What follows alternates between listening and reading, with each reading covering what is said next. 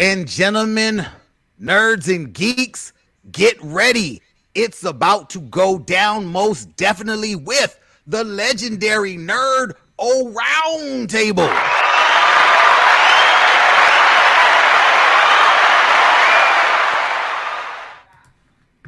Yours truly, King Nerdificent Twala Sharp in the building, joined as always by Thomas Talking Cunningham. How you doing, good sir? I am well, sir. Shit. All right. Ryan Twitch Master McBain. What's poppin', y'all? Happy Friday. That it is, man. Damn it, that it is. Mo, Mr. O'Kelly. Hola, ¿dónde está la biblioteca? Sí. That's No correct. quiero. Shit, Okay. I wish. Anthony from Two Cubicles Down. Oh yeah, boss man. Yeah. Oh, there you go. Beltalora. Oh yeah. And last but never least, I see her. She's in the building. Dr. Liz from the Freeway. Hi, everyone. Alrighty, look. This week I saw this quote, and it came from actress Ming-Na Wen, who you may know from Agents of S.H.I.E.L.D. and now from the brochure of Old Buffett. She has gone on record to say that the Boba Fett finale will change minds. To which I would say, I don't know if anyone's going to get to the finale because this is quite possibly one of the worst offerings from anything Star Wars since maybe Droids. No, actually, I like Droids. No, maybe Last the Jedi. Star Wars Last Holiday Jedi. Special. Last Jedi. No, Last actually, Last that was Jedi. better. Last Jedi. Yeah. Okay, Last Last Jedi Jedi. story. Okay, good. We'll go with Last Jedi. To me, this entire series has been like the slow speed chase in outer space with Admiral Evening Dress. This shit is damn near unwatchable. Oh My Maybe that's just me. Admiral God. evening gown. Give her Evening her gown. proper Okay, respect. look, my bad. It, I it don't certainly wanna was a miss her rank. gown. It was a gown. And She looked like Miss Furley. I don't know. All I'm saying is this Twitter series is so disappointing. So Twitter disappointing. was like all over the place trying to get people to be all hyped by the No, last no. 2 seconds, and I was Twitter, like, fuck really? that. This is what Fuck we're that doing? Twitter. Over I'm some sorry. music. Yeah. Fuck Over that Twitter. Yeah, music. That's we not it. heard the music. We know they're in the No, same universe. you We know who's showing up at I the season don't finale. even care. Damn them going to Cloud City. Damn them going anywhere. I don't care at this point. You could have the whole cadre of bounty hunters that we saw on the deck of the Star Destroyer when Boba was first hired. I don't care if Boss shows up. I don't care if IG-88, if Dengar, if anyone shows up. Too late. But again, this might just be me. I don't know. Mo, No, off the it's top, okay. where you at? Look, I don't. There's nothing in this series that says to me that this is the same guy who was standing shoulder to shoulder with Darth Vader when all the shit was going down. When they put Hans into the carbonite. When you had Boba Fett who was wrecking shit and following the Millennium Falcon even before they got to Cloud City. This is not the same guy. And it doesn't matter what they do in the last episode because it won't make up for the previous episodes. It's just a bad series. We were wrong. We don't like everything that Dave Filoni and Jon Favreau do, okay? They failed on this one. They win most of the time, but they failed here. Anthony, man, I've been waiting for a ninth Jedi moment. It's not It going to ain't happen in this happening. series. It What do ain't you think, happening. sir? It ain't happening. I don't get what this episode 4 is about. This could have been you crammed 1, 2, and 3 all into this episode. And I don't like the fact that they now officially call Slave 1 as fire spray. Like I get it. That's what its model is, Yeah. but that's what it's known as. It is Slave 1. It may not be PC, it may not be Disney, approved, but to just go and change its name like that wasn't kosher. And it's dragging. There's no point. Like, we get it. Din Djarin showing up at the season finale for what, though? To what? He's gonna, him and the two of them are gonna have that ginormous shootout at the end, and then Boba Fett's gonna be crowned emperor of all the crime syndicate and Mos Espa. Like, there's nothing going on here. So that doesn't save it. Okay. McBain, maybe you have an idea of how to save this shit show. Oh no, I don't. But I will say I don't really have a problem with them with Boba Fett calling Slave One Fire Spray because that's the model of the ship. He's not changing the name, though it's stupid. You can just say your ship. I know why they're doing it, but whatever. What would really confuse me is when he finally gets his ship back. I'm gonna call it Slave One because that's what it's supposed to be called. They go back to the Sarlacc pit to get his armor. He's like, "Oh, my armor is in there." No, dude, you climbed out of the Sarlacc With the pit armor on. with the armor on, and the Jawas jacked you. The armor's not in there, bro. Who They wrote this forgot fucking episode? their own continuity. In the same season, they forgot their own continuity. Nah, man. Maybe This he is thought so that after shitty. he got out, the Sarlacc grabbed the armor back and put it back into his belly. I don't know. Maybe Sarlacc was like, I like the taste of, Beskar. I was confused about that too, because I was like, you don't remember when you were jacked and left for dead? Like, we all remember it because we saw it. Tom, what can possibly save this series?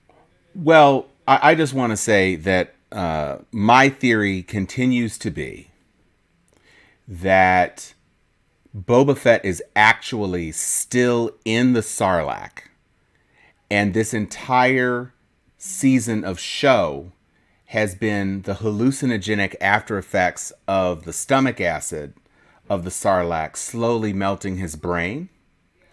But if that didn't happen, which that would save it, because he would just die and then we wouldn't have to suffer through this again.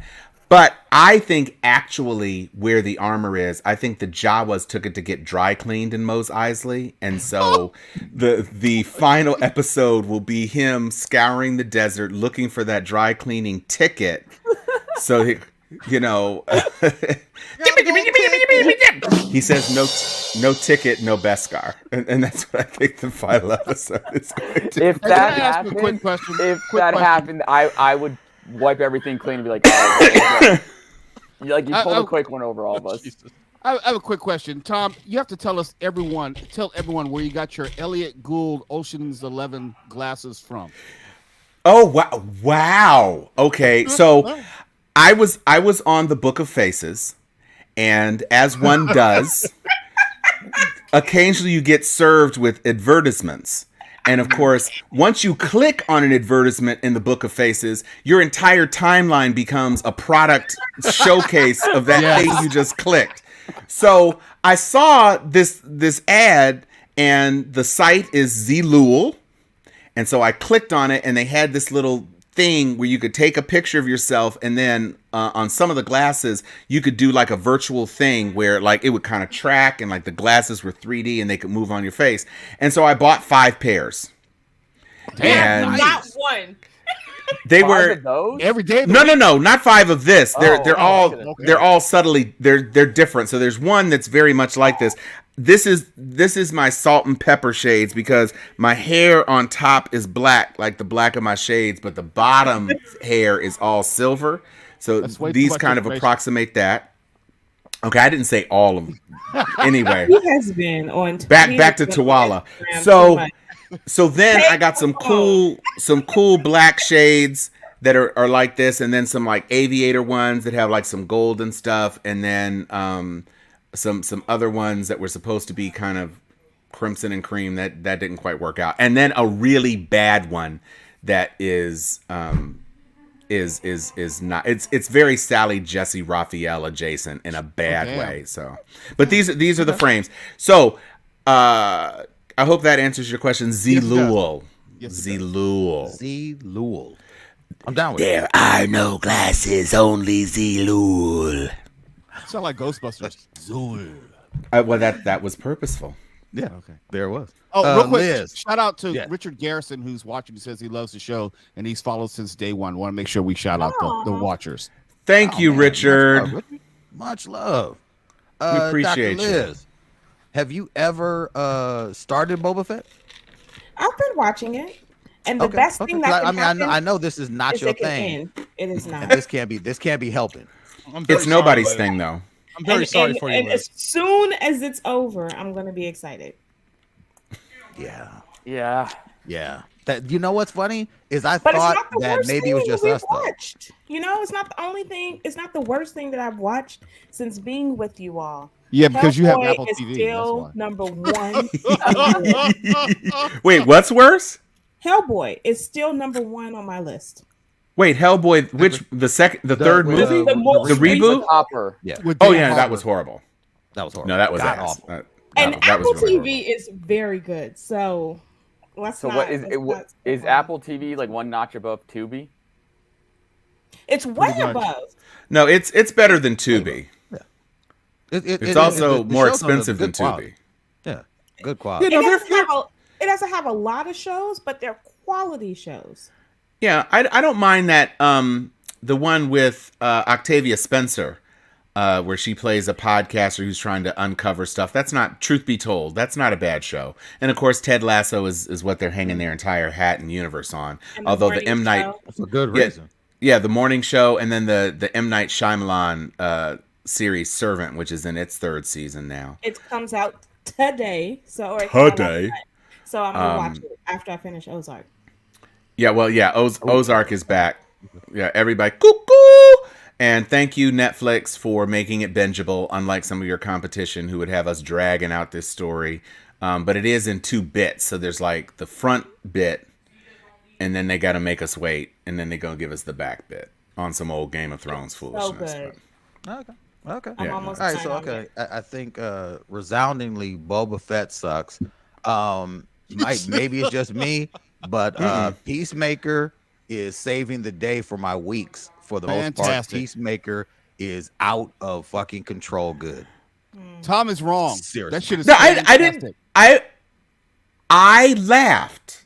I just don't know, and I'm probably gonna watch it just because, as much as I dislike the way John Cena walks, it's super distracting to me. Oh, he does a lot of walking in this too. Yeah, exactly, and so I am interested in like the butterfly, like what that butterfly chick is, and all of that. So I will probably catch up on it. But I was spending a lot more time on another series that we're going to be talking about later in the show. So I ain't have no bandwidth for Peacemaker. Like zero. Look, Peacemaker is easy though. It's an easy watch. There's nothing it's great mysterious or comedy. hidden about it.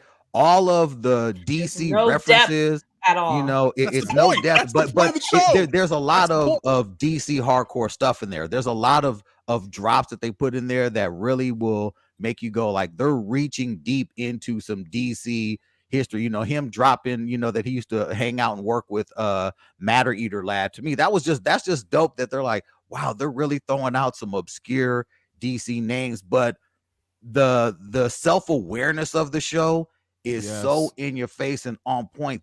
There is a scene where they really confront all of the racism in this show, and it is like stellar.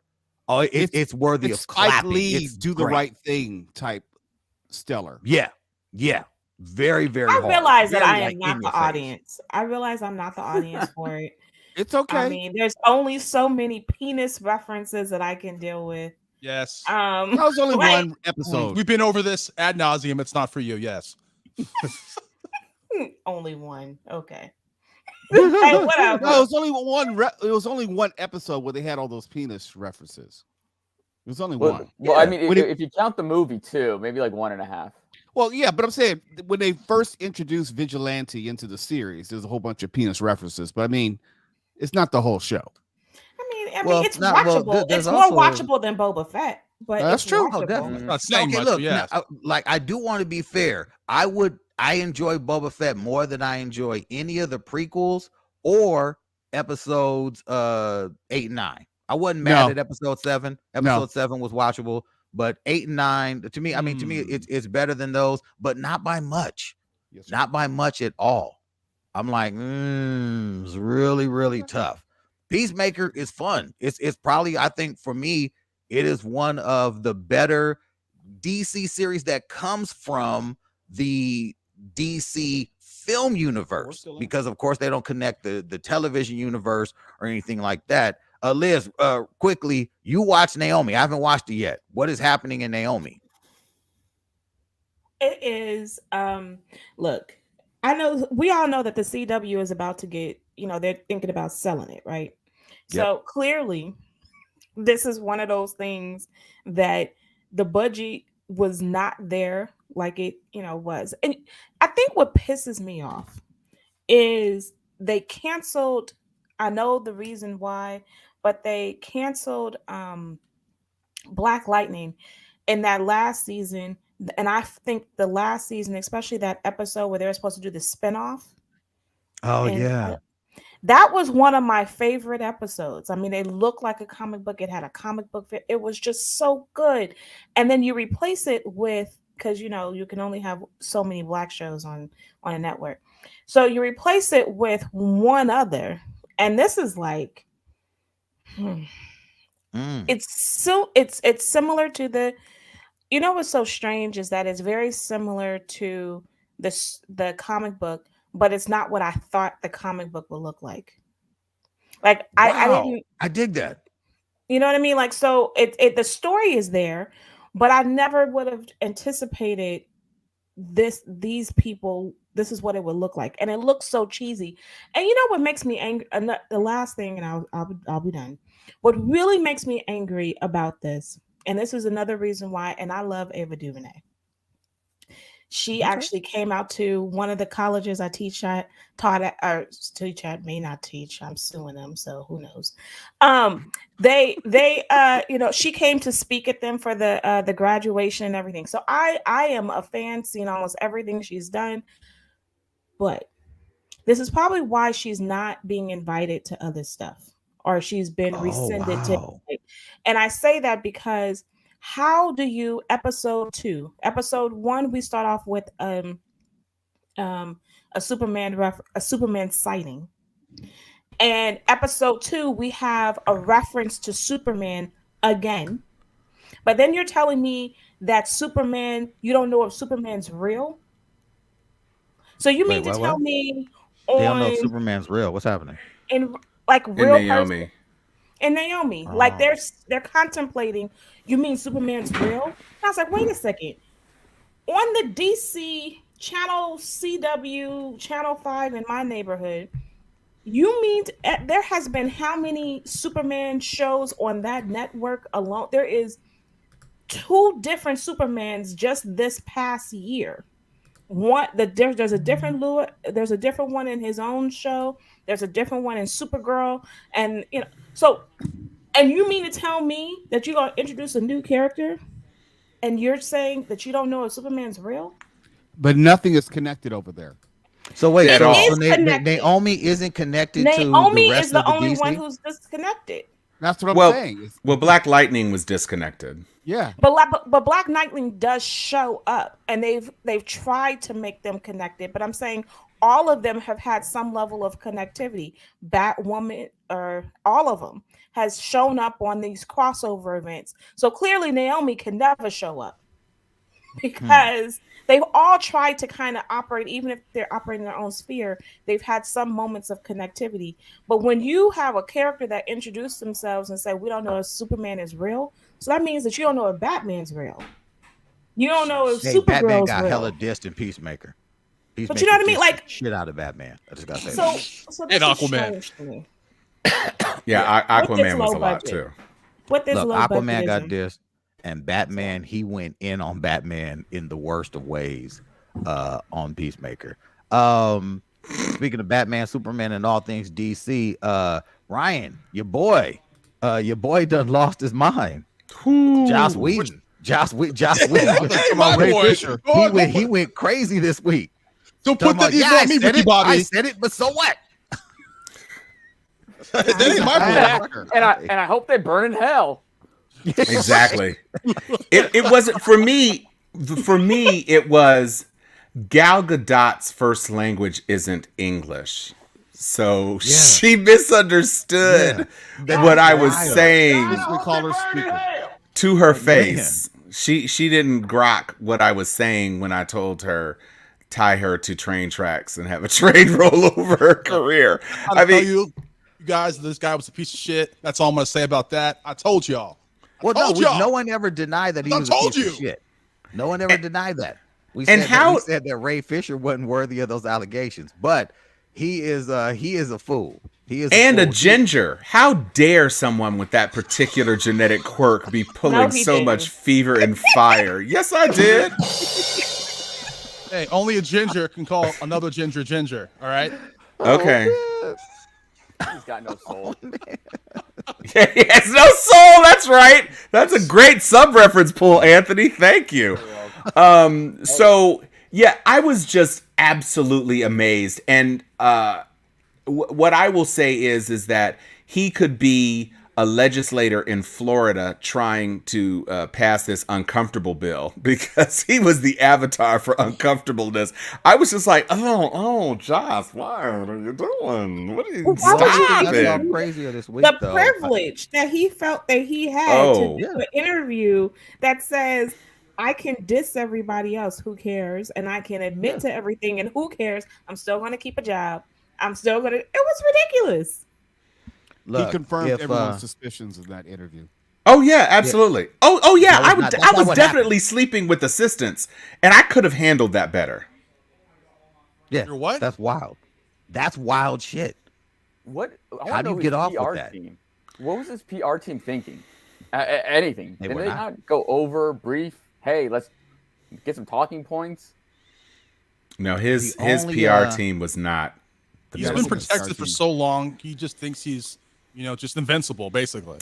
Yeah. The only other thing that I heard crazier this week was Mitch McConnell saying that black people also vote like Americans. But But wait. To be clear, to be accurate, African Americans vote as much as Americans. And did you see the fix though? no, Did you see? no, Did you see the attempted fix? Is it a So- John Whedon level fix? Yeah. Completely Whedon adjacent. So he walks out to the podium, and anybody who knows my history on voting rights and race relations. First of all, Mitch, it's not nearly what you think it is. So there's that. But second of all, and twisting the intent of my words. So I left out a word. It was almost. Goodbye.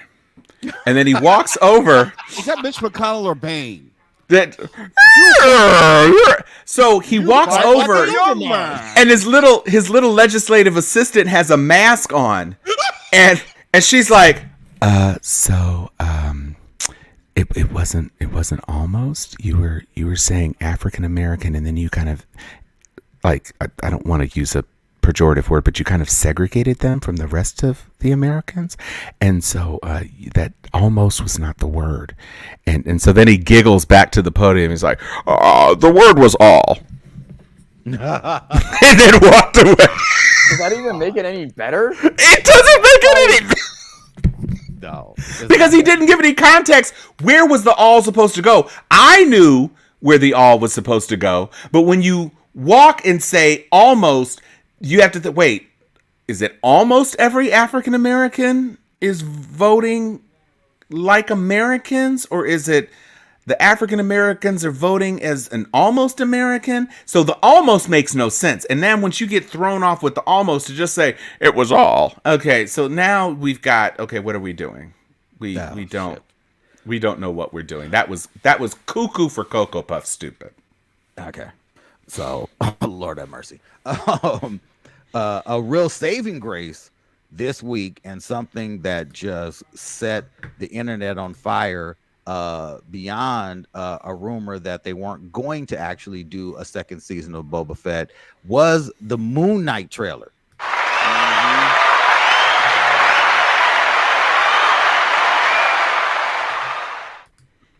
The Moon Knight trailer is so comic book accurate. This shit is phenomenal. Let's take a look. Yes, let's take a look through this Moon Knight trailer. Let's take a look. Young man.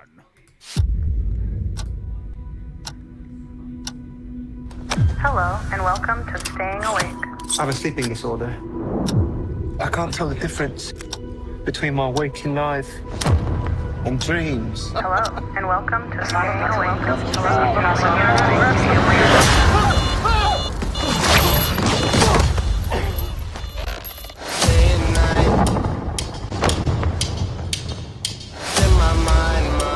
I'm losing it. Real catch you on. You're bloody useless. Stevie. Stephen. I can't tell the difference between life and dreams. Thank you. Lost the contact lens. Hope you find it. Thanks. She played him like a brother. Hold the phone. Now hold the phone. Yeah. Oh my God, you're alive. What's wrong with you, Mark? Why did you call me Mark? It must be very difficult. The voice in your head. Shut up! There's chaos in you.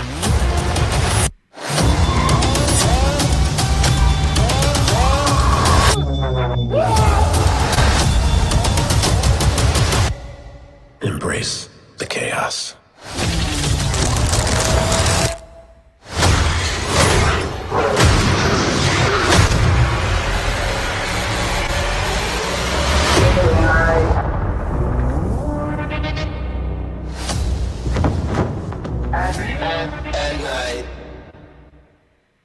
That's dope. That's dope. Hey, Chihuahua. Hey, Yeah. real quickly, set up for people who don't know Moon Knight. In what world or what realm is he running around? Who might he run into? Oh, Moon Knight, like pretty much all of Marvel's vigilantes, operates out of New York. Moon Knight is essentially, imagine if Batman was actually just insane and had no care, whim, whether, whatever about taking someone out, and he don't know how he did it. Mark Spector was a Marine vet turned mercenary, has mastered damn near every form of martial arts, uses his wealth to, create out of control technology and weaponry, and he is empowered by the Egyptian god Khonshu, who gives him all types of powers. And his powers have varied over the years from, in the comic book, from super strength and healing power to, being able to fucking hide in the dark. But yeah, if he is Marvel's Batman, except he also has associative personality disorder. Multiple personality Yeah, disorder. multiple. So he's out of his mind. Recently, he actually held his own against the likes of Odin and Thor and folks in the comic book when Khonshu just powered him up and said, I'm going to give you the full power of the Egyptian gods, and I'm going to have you go around wrecking everyone. Even fucking held his own against Phoenix for a minute. So the wares that this story can go, he can go into the realm of Daredevil, of Punisher, of all these different characters that they're looking to introduce into the Marvel Cinematic Universe, all these street level heroes or whatnot. Blade, all these different people can show up in the Moon Knight series. I'm not looking for any of them because I don't want to set myself up for, as Ryan would say, the classic banana in the tailpipe. But off the top, if you get a chance, go on YouTube and look at Oscar Isaac's training videos for this. He is real with this shit. It's definitely a lot. I was amused that they included a sequence in this trailer which almost exactly mimicked Robert Pattinson's The Batman trailer, where he's just punching the shit out of somebody on the ground. But he's definitely not Batman because the suit is white. So it's like you've got kind of like Batman and a Dr. Fate thing. It's Dark Knight versus Moon Knight. Now, I have a question about his suit. Isn't in the comics he has a suit that he puts on, but here it seems like the suit just appears out of nowhere. Well, there actually is a version of the suit that does. And guess who? There's a suit that the Tinkerer made. The Tinkerer, who in the MCU they introduced in Spider-Man: Homecoming. Right. So the Tinkerer actually designed a suit that's made of a kind of a nano Kevlar mix that actually can, with a thought, can actually form around him. So seeing that in the trailer, I was like, are they about to tie this back to, the Tinkerer, and maybe after he left working for the Vulture, he went on and kept doing shit, which they could. but that suit is very comic accurate. Because at first I was like, wait, what? And then I was like, let me go, because I think he did have like a damn extremist kind of Iron Man suit for a minute.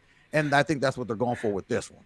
I think they're probably going to lean into the magic aspect of it, since we're kind of segueing into that part of the Marvel universe. If he has God powers from Khonshu, I'm guessing that because Tony Stark is off the table and the Tinkerer really isn't super developed, that they're probably it's going to be more of a magic thing. Because as we know, you can't have a costume in the MCU that does not automatically magically kind of retract away so that your face can be seen, and then immediately wrap around your face again when we need to just have you as a superhero. So I'm guessing that's the way it's going to be. I was a little thrown by the strong English accent and his base of operations apparently being in London. And I was like, is this a mission or something that he's just temporarily there? I didn't quite get that. But does Oscar Isaac have an English accent in real life? Because I don't. No, they were clowning him for it. Yeah, because I was going to say, all the films he's been in, he never had his actual accent or his actual. Yeah, I think they hinted that he does not. That him being in London is a part of a psychic break. Like when he gets the phone call and the woman is like, Mark, what the hell is wrong with you? Where have you been? And he's like, who's Mark? Because early in the trailer, he's identifying himself as Steven. So something has happened where he's lost his mind. He's chaining himself up to the bed because obviously he's doing shit at night that he doesn't remember. Right. So I think that will all be explained. And he's got a flip phone, which is wow, man, really? Well, flip phone. Well, it was an extra prop from Venom 2. So Oscar Isaacs was born in Guatemala, and so he is showing off his Guatemalaness, and it'll be interesting because I'm seeing like reminiscences of Life on Mars, which was another series where a guy like goes to sleep and immediately starts living another life, or like the Venom connection where Peter, real Peter with real symbiote, was being Spider-Man during the day, and then Venom was taking over his body at night, and he was kind of like being exhausted just because Venom was driving him to do what Venom wanted to do as the symbiote started to incorporate itself more into his consciousness. So it seems like they're toying with a couple of different things here, but his performance in the Star Wars universe aside, I really liked him in Ex Machina.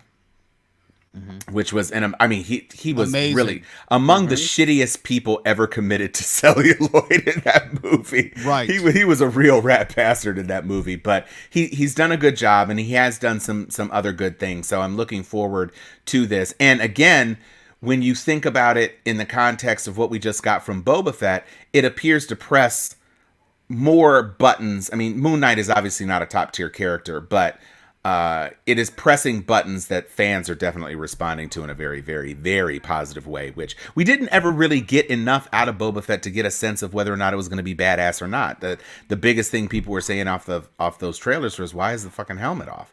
So all the time. Oh, but, all but, the time. Tom, no, we did get the idea that Boba Fett was going to be badass because we had Empire Strikes Back. We had Return of the Jedi. Oh, well, okay. We had a point of reference. And we had the Mandalorian as well. Right. Right. No, that's fair. All those stormtroopers. Yeah, right. That's fair. The and they completely stormtrooper screwed the fucking up pooch had on me it. looking forward to it, but whatever. A highlight of the week, I'm sure, has to be the fact, for me at least personally, is that not only has Tom become a convert, but he has actually finished The Expanse before me. So I personally that's right. have not. I have not finished watching. I haven't even watched because I wanted to wait till it was all done. I plan on binging the shit out of it. So I am going to step out because the fellas before the show were treated to the horrors that I'm experiencing right now. So I'm going to go and deal with that. And I'm going to let y'all go on and handle The Expanse. I will give you a mid-show Excelsior, and I'm out. Okay. I will depart as well because I don't want to be spoiled. So I'm going to leave as well. So everybody. Thank you. Thank you. You're not nasty anymore? Nasty. Yeah. So, okay. I will say that when Mo and Anthony first brought up The Expanse with the intense vigor of their fandom, I was like, oh my gosh, it can't be that great. It was on the Sci-Fi Network. So, Oh, come on, there's been good shows on Sci-Fi. but I'm sorry. Not recently, but there have been. Correct. So I was like, eh. And then I turned on one episode because you guys were like really, really, really leaning into it. And I watched like half of it. And not because I wasn't interested or not because I didn't really like the show. It was just like I was tired when I turned it on and I didn't know any of the characters yet. I didn't know what I was wandering into. And so it just wasn't a priority. So then I watched about a half episode and then we talked about it next week. And I said, I think I'm in episode 2. And then it kind of just built from there. And I really, really, really enjoy this show. It is a show, I think, unlike any other science fiction program that has ever been on television, in that it is predicated on one huge arc that crosses pre-existing source material, and it was, from what I understand, relatively reverently treated. So I found myself engaged by the characters. This is possibly the strongest written series ever in sci-fi, certainly, that has so many strong female characters. It's absolutely amazing. And so that's my launching point, and I'm gonna let you guys step in for a second, and I'll be right back. I gotta say, I was reticent to watch the show because we had heard from listeners and people said, like, you got to watch this. Why don't you talk about The Expanse? We need to know why you're not talking about The Expanse. This is Nerd-O-Rama. You should be talking about The Expanse. And so, like Tom, it's almost like this is how it rolls downhill. I said, okay, I'll watch one episode.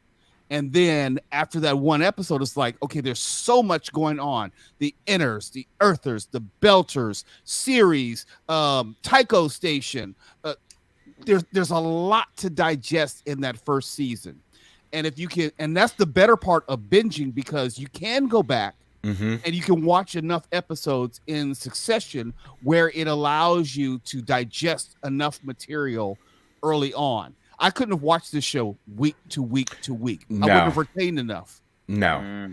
It was really, it's interesting that you said Succession. The Expanse bumped Succession season 3 completely off my radar. I was just consumed. It was like, oh, the season of Succession's over? Oh, okay. It came and went. Succession was a very quick. It felt quick. Super quick. Super quick. But the thing that I really appreciated, and Mo touched on it, was that the politics between the different groups that we're following, it was easier to follow than Game of Thrones, because Game of Thrones had the 7 kingdoms, right?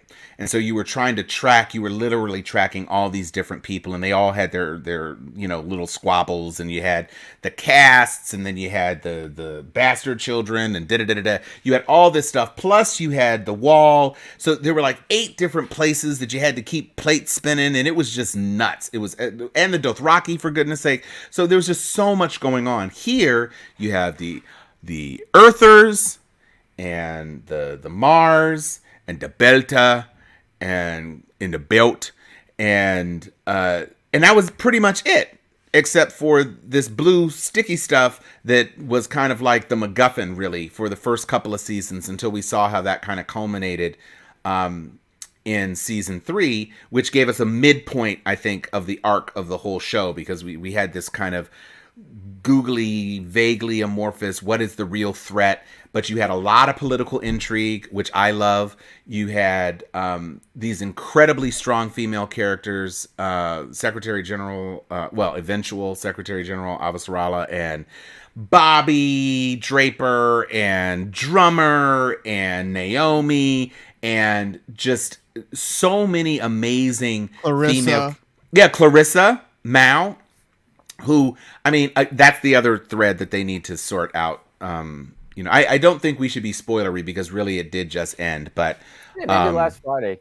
Yeah, okay. So there are 3 main dangling things. We see that Amos transfers his mommy issues to different female characters throughout the run of the show. It's first it's Naomi, and then there's a little bit of Avasarala worship and respect, and then by the time we get to the end of the show, there's an unconsummated thing with Bobby, which I mean, I thought I was finally going to get it on series. Where she was got like, it on series with you or with you? He's like. Either way, baby. So, you know what happened. I mean, I know what should have happened, but no, he hit it. But see, he was also yeah, probably because he was still in the brothel, and it wasn't all about Clarissa. Although he definitely caught feelings for Clarissa. Right, but I'm saying he would not have turned down ass at that moment. Oh no, no. I just wish we could. I mean, we had seen a fair amount of play in this show. I would have preferred to see some on-screen Bobby Amos stuff.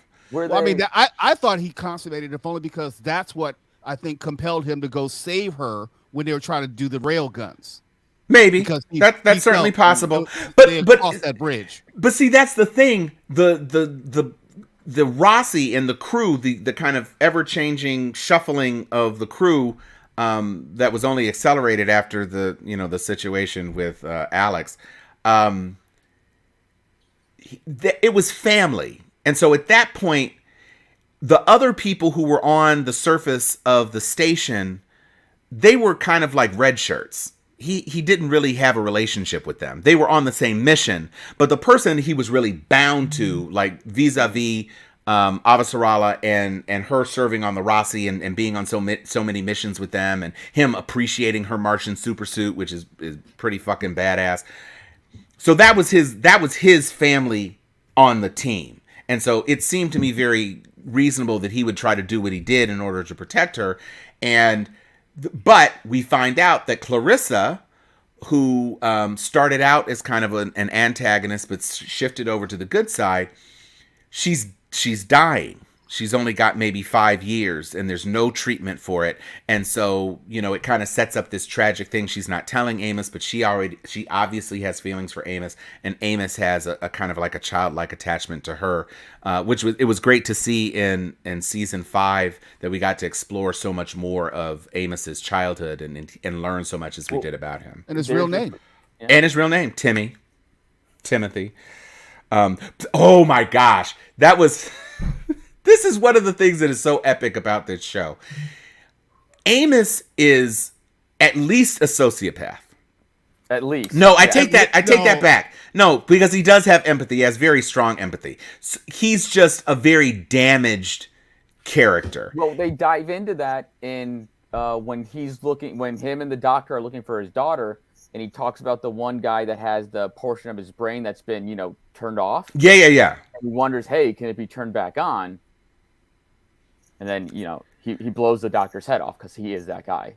Right. So when when he looks, I'm trying to remember what the thing was, but there was a circumstance where he was about to fight someone, and he just looked at him, and his eyes kind of did this, and the dude was like, "Oh, no, that was season 4." I think it might have been. Was that the badass who was trying to kill all of the Belters on Illis? Yes, and he said we could do this right now. Right. We can do this right here, right now. And he was like, "Oh, see, I fucked up." Yeah. But he got him later. Oh yeah, no, when he got him in the little lunchroom or wherever the hell that was. And the other thing was when he was on the station. And these guys were like talking shit to him when he told the guys don't buy the insurance, blah blah blah, and they walked out. Next time we see you at the da da da da da, and he was like, "I hate waiting." Yes, in the bathroom. In the bathroom scene. That shit was crazy. Well, I remember the line he said to the other guy. I can't remember. He was from Pacific Rim, the actor from Pacific Rim. Oh, okay. He said, "How about now?"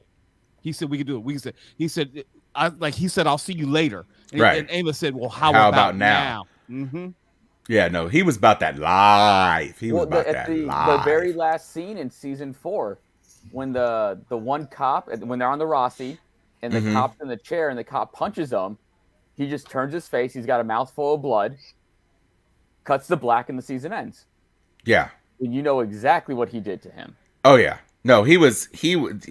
That's an amazing character, and so pure of what he is, and you never had to see like a transformation, like, you know, sometimes in a TV show when the ratings decline, there's a marriage, or and then a season later when the marriage hype is, all of a sudden there's a baby, and that baby is 2 years old magically. Hello, Raven Simone.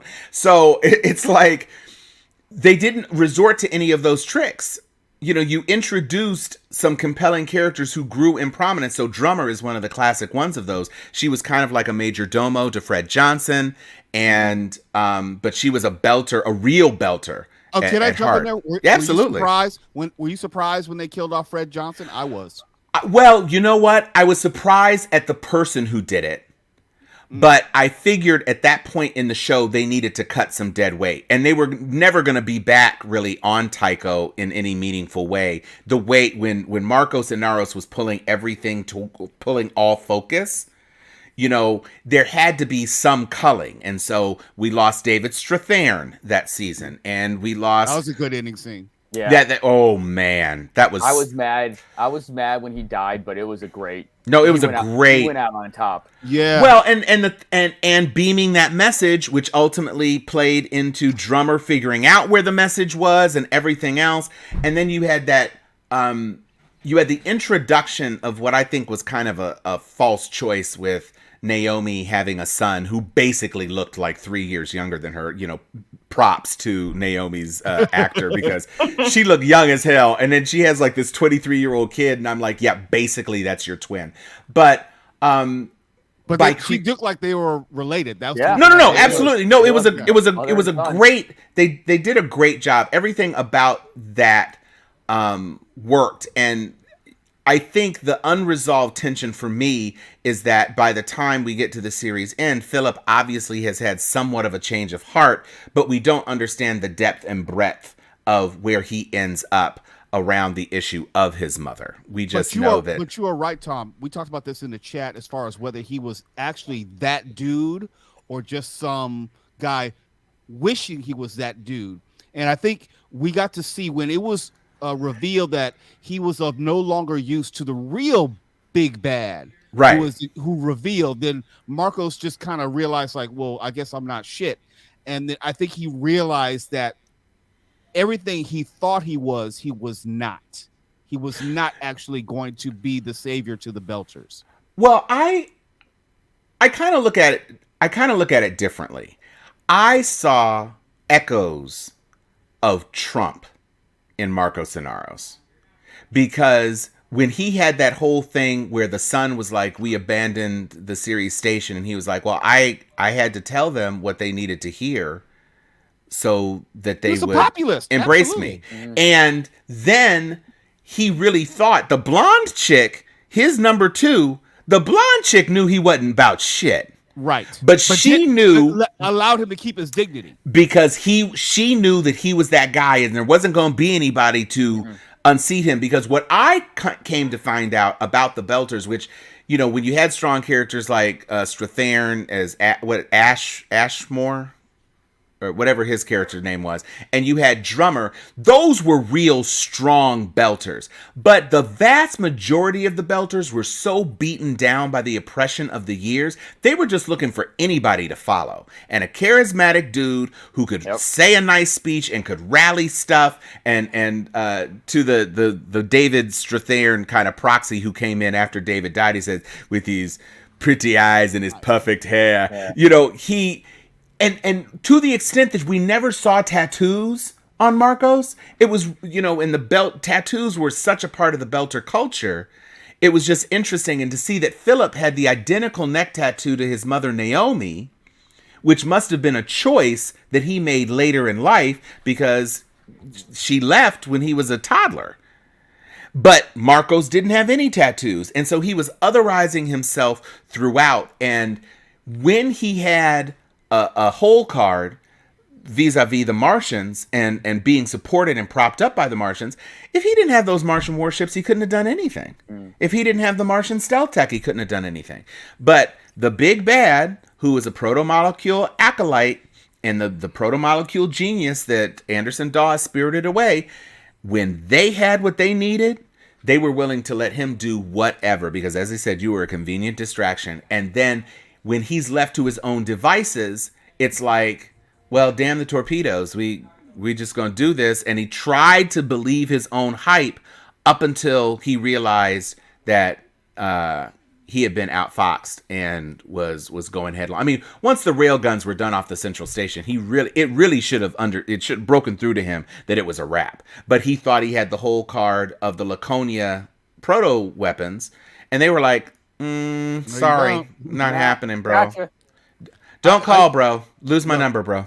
I just got to say the layers and levels of political intrigue were just so well done. You could see how Earth today could evolve into that type of, can't even say world, but just solar system. That's what I loved about it the most. And each character, and I have to give the actors credit and I have to give the writers credit, they were equally balanced. It wasn't like when I think it was maybe season 4 and they're spread across the solar system where you have Amos in Baltimore and you have some of the characters on, what is it, New Terra? What is it?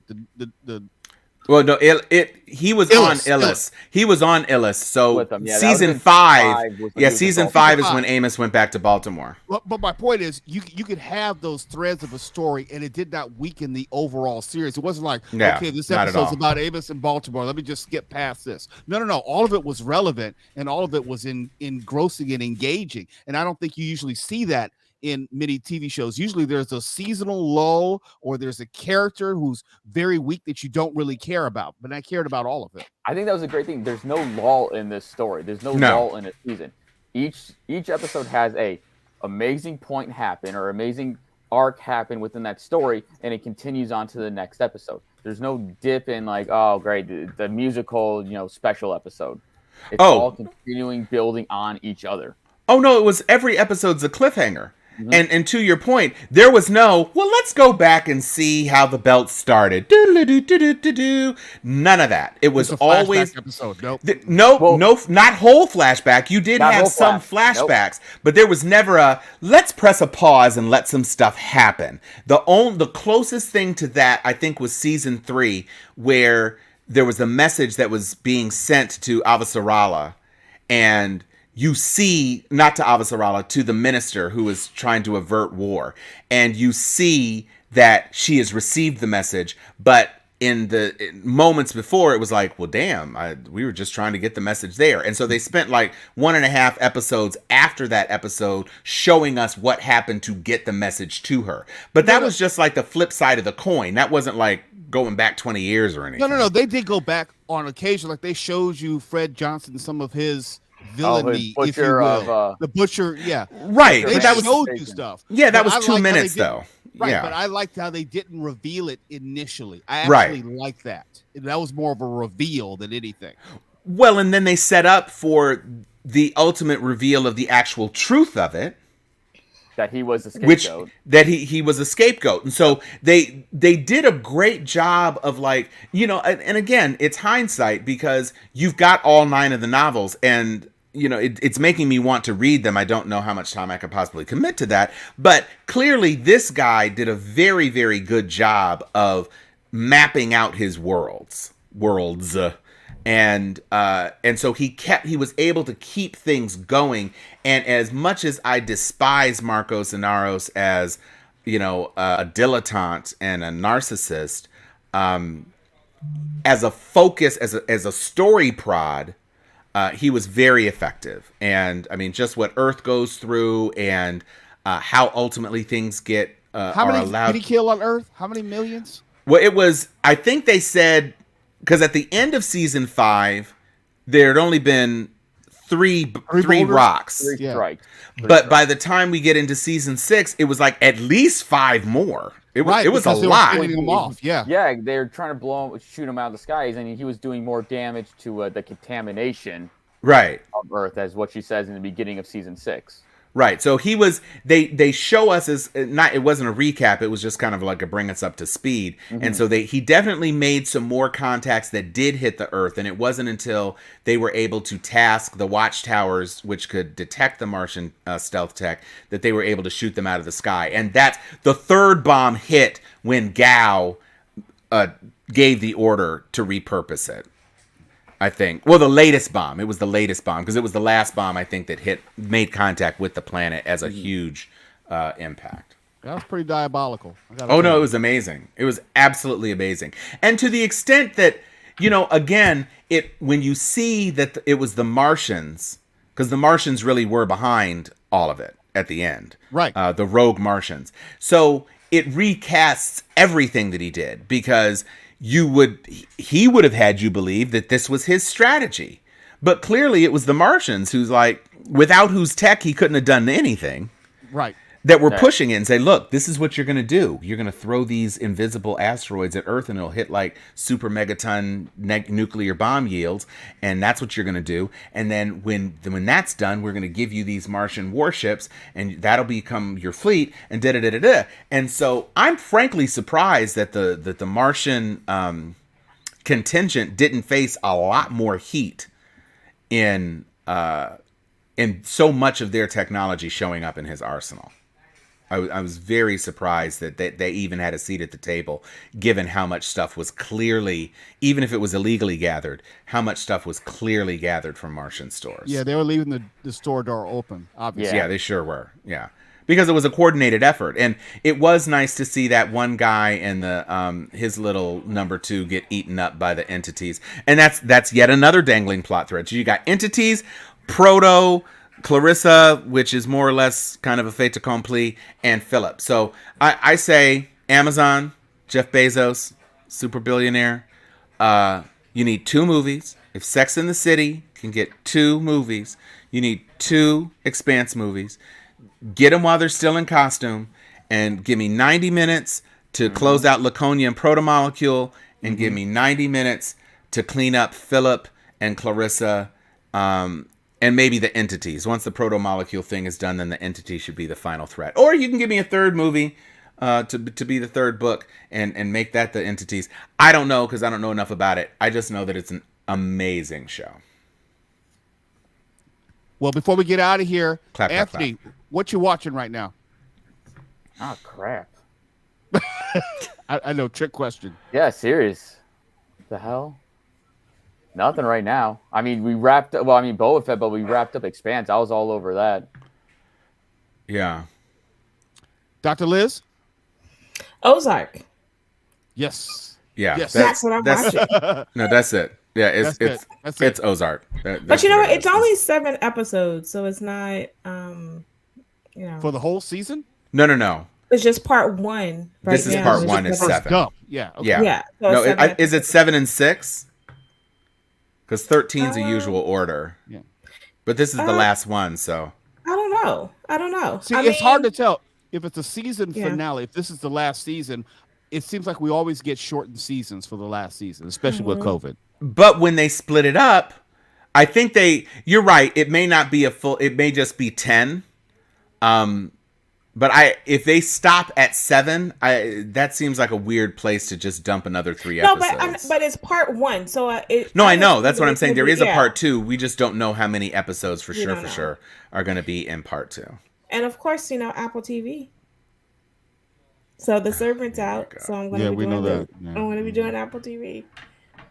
I think I may catch up on Foundation now that Expanse. I mean, they've said that they're getting a new season of Foundation. I already didn't like the way that it started, but I'm a huge Asimov fan. It's a hard watch for the first. It gets better. And to me, I'm like, it does improve. It doesn't improve drastically, but it does improve. Well, and they got Anderson Dawes in it, so. It improves, but I do like the way that they kind of explain like the travel, the space travel. Like they're like, hey, it's going to take 30 years. She wakes up and it's like, so you've been there for like 30 years, 40 years. I am. To get from one I have place read to another. every single book in the Foundation series, and I also read every single book in what turned out to be the prequel to the Foundation series, which was the Ardenil Oliva investigation novel. So Ardenil Oliva is an artificial human. They somewhat covered it in that short-lived show starring Michael Ealy, who was the robot. Almost Human. Almost Human with Bones McCoy. Not Carl Vanna. Urban. Carl Urban, yeah. So I enjoyed that show. You may not like it. That character, Ardenil Oliva, ends up at the end of his series, the robot series that Asimov did. He ends up being a predicate of the Foundation and Harry Seldon and all of that. So through all the Foundation, Second Foundation, Empire Foundation, blah, blah, blah, blah, blah, all of that. I've read all of those books. I love the books. And my initial impression when I started to watch the first 10 minutes of the first episode was, you're fucking this up. So I mean, it's a slow drag. So if for me as a person who has not read the books, I'm like, oh, I had to actually pause, and then I went and watched something else, and I was like, okay, well, I'll come back, and then I was like, I'll come back, and then I finally finished it. I mean, yeah, you're not the selling worst. this. It's not the worst has got to be the best Rotten Tomatoes review of a series ever. It's not the worst. There's worse. Well, I'm gonna watch Peacemaker then and Ozark, please. and before I jump into Foundation. So that Makes sense. All right, Anthony, take us out. Wait. His name is Robert Paulson. You ain't shit for that. You ain't shit for that.